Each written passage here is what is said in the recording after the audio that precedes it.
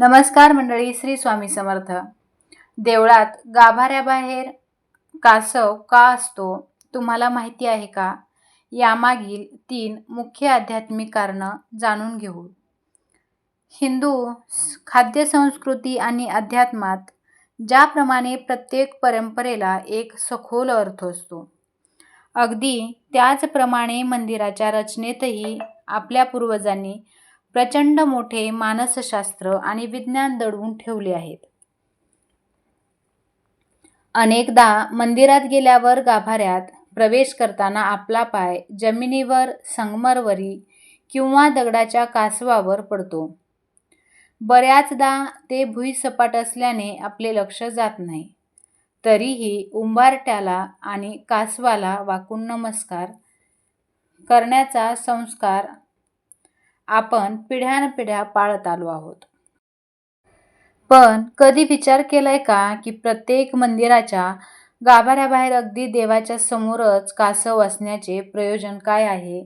यामागे केवळ धार्मिक श्रद्धा नसून मानवाचे जीवन बदलून टाकणारे अद्भुत आध्यात्मिक रहस्य आणि वास्तुनियम दडलेले आहेत. या लेखातून कासवाचे गुण आणि त्याचे महत्त्व सविस्तर जाणून घेऊ. अधिक मासात देवदर्शनाला जाताना पुढील गोष्टी नक्की लक्षात ठेवा. कासव हे केवळ एक प्रतीक नाही, तर तो भक्तासाठी एक मूक मार्गदर्शक आहे. मंदिरात जाताना कासव आपल्याला जीवन जगण्याची कला शिकवते. देवाची वात्सल्य दृष्टी मिळवणे.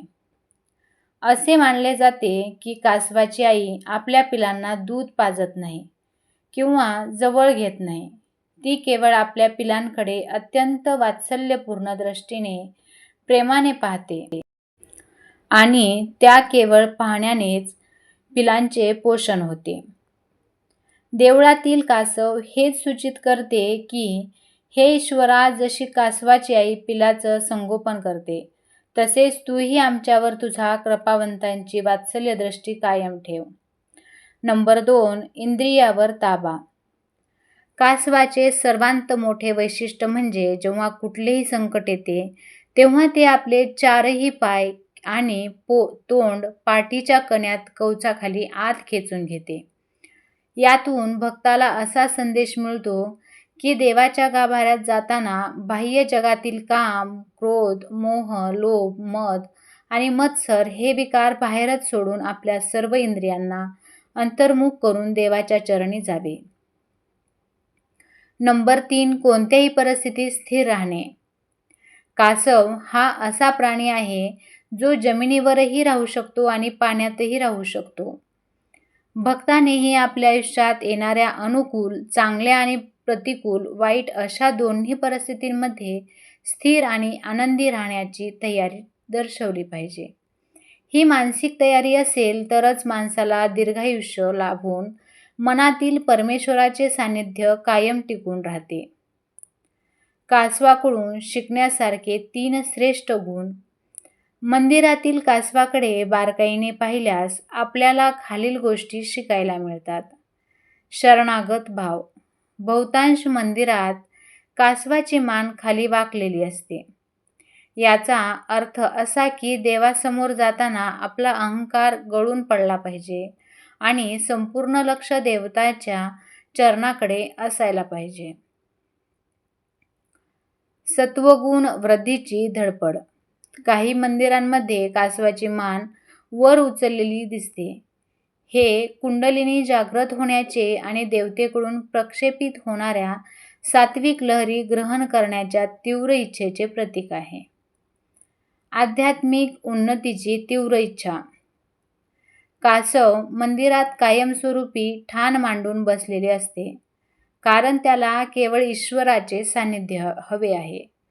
कासवाला नमस्कार करून गाभाऱ्यात जाण्याचा भावार्थच हा आहे की जोपर्यंत आपण कासवाचे हे गुण स्वतःमध्ये रुजवत नाही तोपर्यंत आपल्याला देवाचे खरे दर्शन घडत नाही. वास्तुशास्त्राच्या दृष्टीने कासवाचे महत्त्व. कूर्म हा भगवान विष्णूंचा दशावतारांपैकी एक मुख्य अवतार मानला जातो. त्यामुळे घरात कासव ठेवल्याने विष्णूंसोबत माता लक्ष्मीचाही वासही तेथे कायम राहतो. पैशांची तंगी आणि करिअरमध्ये प्रगती. नोकरी किंवा व्यवसायात यश मिळवण्यासाठी आणि नवीन संधी आकर्षित करण्यासाठी घरांमध्ये धातूंचे, पितळेचे कासव आणावे. त्याला पाणी भरलेल्या एका छोट्या भांड्यात जारमध्ये ठेवून घराच्या उत्तर दिशेला तोंड करून ठेवावे. हे पाणी रोज सकाळी पूर्ण घरात शिंपडावे. यामुळे सकारात्मकता वाढते. शत्रू आणि आजारपणापासून मुक्ती. वास्तुशास्त्रानुसार घरात कासव असेल तर घरातील नकारात्मक ऊर्जा नष्ट होते. यामुळे घरातील आजारपण दूर राहते आणि शत्रूंचा त्रास कमी होतो. दीर्घायुष्य लाभणे. कासव स्वतः अतिशय दीर्घायुषी प्राणी आहे. कासवाचे आयुष्य साधारण 120 वर्ष किंवा त्याहून अधिक असते. घरात त्याची योग्य प्रकारे स्थापना केल्याने घरातील सदस्यांचे आरोग्य सुधारते आणि दीर्घायुष्य लाभते.